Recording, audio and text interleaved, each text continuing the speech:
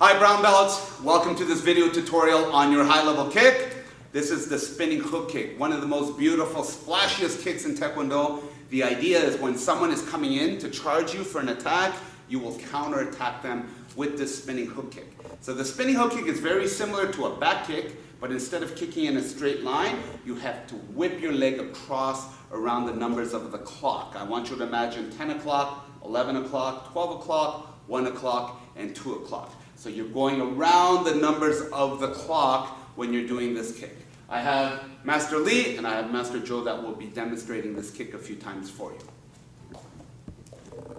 1, yeah, 2, yeah, 3, yeah.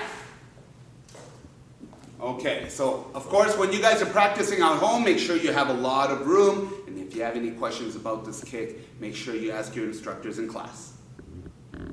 1,